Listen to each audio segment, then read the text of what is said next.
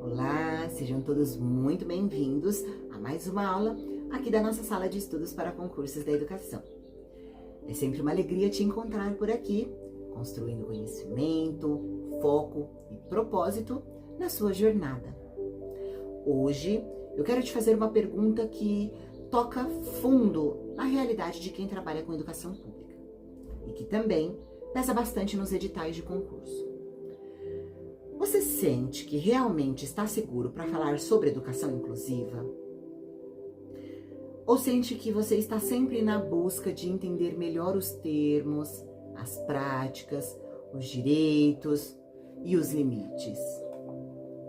Talvez você já tenha se perguntado como garantir o direito à aprendizagem de todos?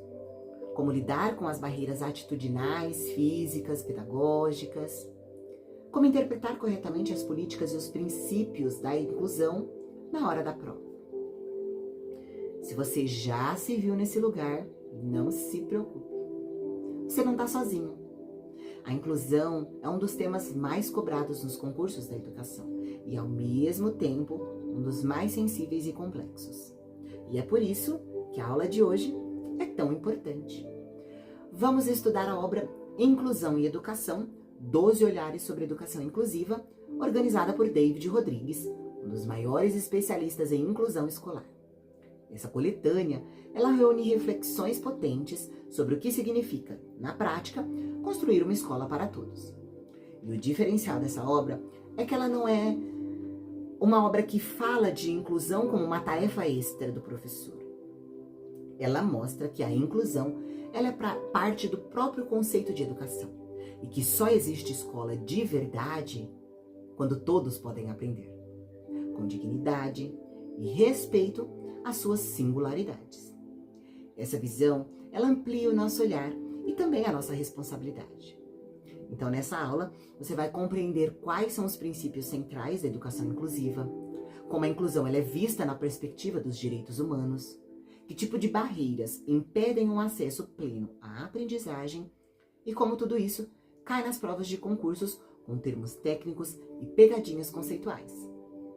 Se você quer aprender de forma leve, didática e conectada com o que realmente aparece no edital, mas também com o que faz sentido para a sua prática docente, fica comigo até o final. Hoje a gente vai falar de inclusão sem romantismo, sem reducionismo e com muita consciência pedagógica. E você vai sair dessa aula com mais clareza, mais preparo e mais propósito para enfrentar as provas e os desafios da escola inclusiva. Vamos juntos?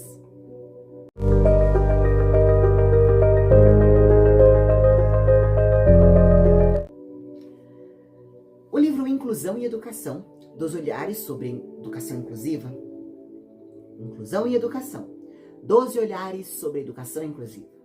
Organizada por David Rodrigues, é uma coletânea essencial para quem deseja entender as múltiplas dimensões da inclusão escolar.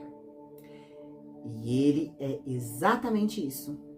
12 olhares, 12 autores, 12 vozes que se somam para afirmar uma verdade profunda. A escola só é verdadeiramente escola quando ela é para todos. Mas atenção! O livro não trata a inclusão de maneira romântica ou idealizada. Ele não ignora os desafios, as tensões, os dilemas, muito pelo contrário. Ele parte do princípio de que falar de inclusão é falar de direitos humanos, de justiça social, de democratização do acesso ao saber. David Rodrigues, na introdução da obra, ele faz uma afirmação poderosa. A inclusão é, acima de tudo, uma questão ética. Não se trata de fazer o melhor com o que temos, mas de fazer o que é certo, mesmo quando é difícil.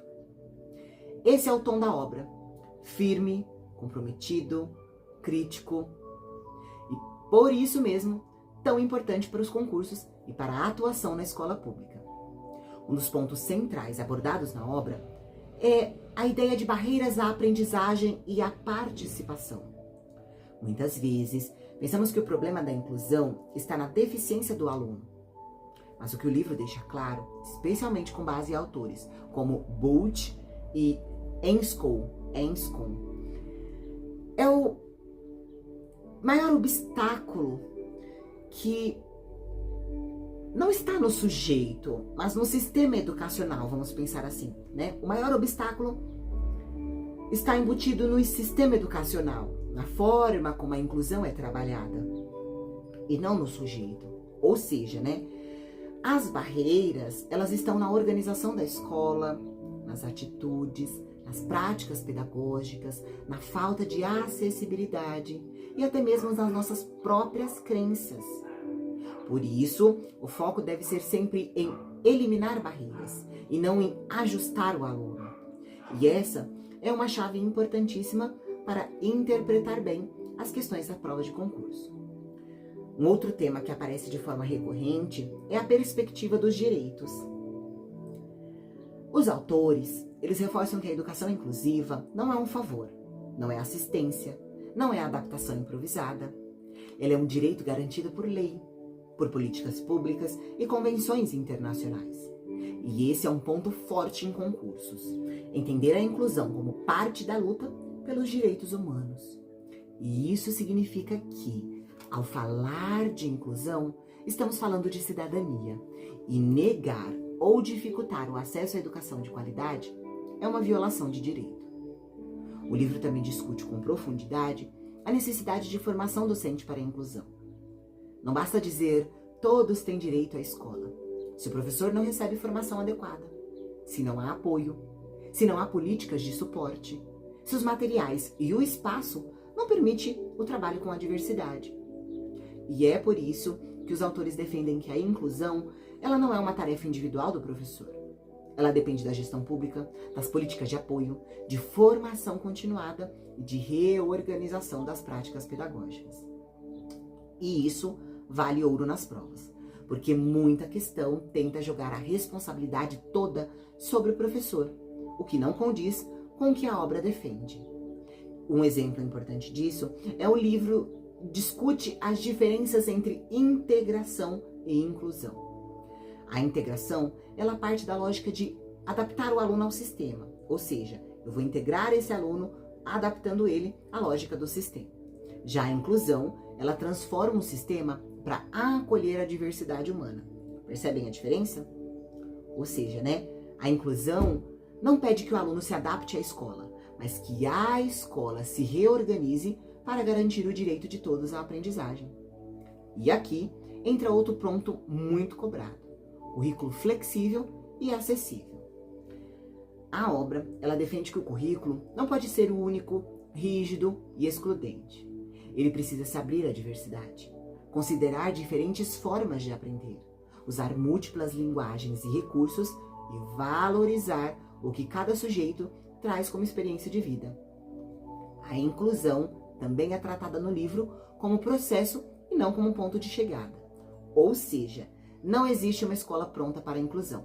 Existe um compromisso constante em rever práticas, romper com preconceitos e buscar alternativas para ensinar todos e cada um. Os autores, eles reconhecem que o caminho ele é cheio de desafios, mas também cheio de possibilidades. E mostram que, ao incluir, a escola se torna melhor para todos, não só para os alunos com deficiência. Porque uma escola que acolhe, que escuta e que adapta e se compromete, ela é mais justa, mais humana, mais potente para todos os sujeitos. Ao longo da obra, autores também reforçam que a inclusão ela não se limita à deficiência. Ela abrange todas as formas de exclusão. Pobreza, gênero, raça, cultura, linguagem, origem social. E isso alinha totalmente com os princípios da equidade e da justiça social, que é outra pauta muito presente nos concursos da educação. Em resumo, a obra de David Rodrigues e colaboradores é um marco no campo da educação inclusiva. Ela nos ensina que incluir é fazer da escola um lugar onde ninguém fica para trás e onde todos têm um espaço para aprender e ensinar. E quando a gente entende isso, a gente passa a olhar para as questões dos concursos com outros olhos, com compreensão, com criticidade e com propósito. E agora, é hora de olharmos para essa obra com um olhar estratégico de quem está se preparando para concursos. Quando se fala em educação inclusiva, as bancas elas costumam usar termos corretos com intenções erradas. E aqui é fundamental ter clareza sobre os conceitos centrais que a obra de David Rodrigues ajuda a esclarecer. Um dos erros mais comuns nas provas é confundir inclusão com integração. E você vai ver enunciados que dizem, por exemplo, que a escola ela deve receber o aluno com deficiência desde que ele consiga acompanhar o ritmo da turma. E essa ideia ela é excludente e totalmente contrária ao que a obra defende. Rodrigues ele é categórico. A inclusão se baseia na ideia de que todos têm direito à educação, independentemente de sua condição. É o sistema escolar que deve se adaptar à diversidade dos alunos e não os alunos se adaptar ao sistema escolar. Ou seja, inclusão não é condicional. Não depende de desempenho, de comportamento, de diagnóstico ou até mesmo de capacidade. Inclusão é um direito. Um outro ponto que aparece com frequência nas provas é a ideia de que a inclusão é responsabilidade do professor da sala comum, que deve encontrar as melhores estratégias sozinhos. E essa é uma armadilha típica. A obra deixa claro que a inclusão é responsabilidade coletiva. Ela exige políticas públicas, gestão escolar comprometida, equipe multidisciplinar e formação docente continuada. Então, atenção!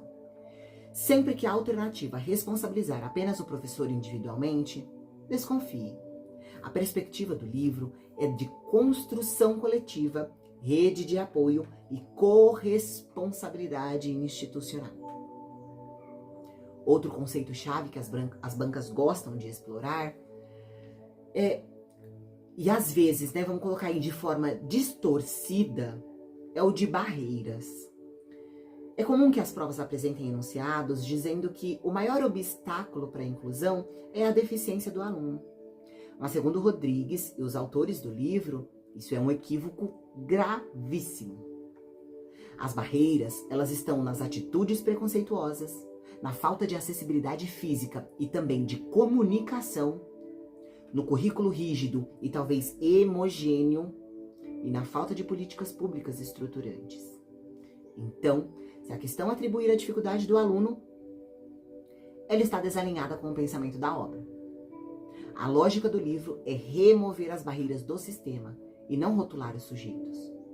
E um ponto muito valioso para quem vai fazer a prova é que a inclusão ela não é um favor e nem uma concessão especial. Ela é um direito.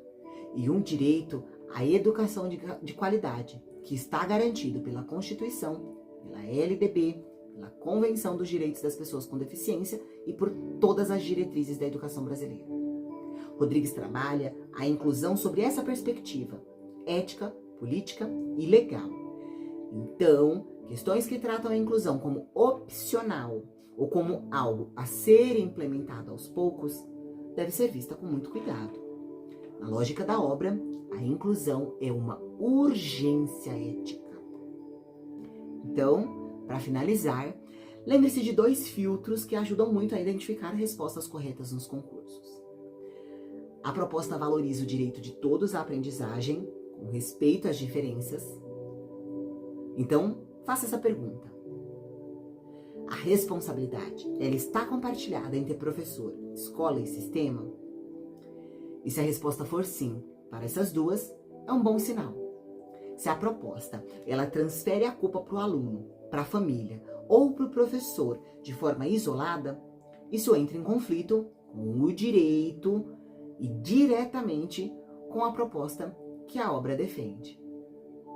Então, ao final agora dessa aula, fica evidente que a educação inclusiva ela não é um modelo a ser adotado, se for possível. Ela é uma exigência ética, legal, pedagógica. E a obra de David Rodrigues, ela nos ensina que não há verdadeira educação se ela não for para todos. E mais, ela precisa ser com todos, respeitando as diferenças e acolhendo a diversidade não como riqueza e não como problema. Na verdade, acolhendo a diversidade, sim, como riqueza, mas não como problema. Então, se essa aula te ajudou, espero que você compartilhe esse vídeo com outros amigos, curta, comente aqui o que é para você incluir de verdade. E prepare-se para os concursos públicos com esse olhar que transforma não só suas chances de aprovação, mas também o seu lugar na escola pública. Seu diferencial será saber identificar se há, de fato, uma visão crítica, ética e legalmente comprometida com a inclusão, como a que a obra de David Rodrigues apresenta. Então, se essa aula te ajudou a olhar para a inclusão com mais segurança, mais estratégia e mais consciência, então valeu a pena cada minuto dessa aula. Conte comigo para seguir nessa caminhada, assista outras aulas na nossa sala de estudos, porque ela é o seu ponto de partida, mas não é o seu limite. Te vejo em outra aula.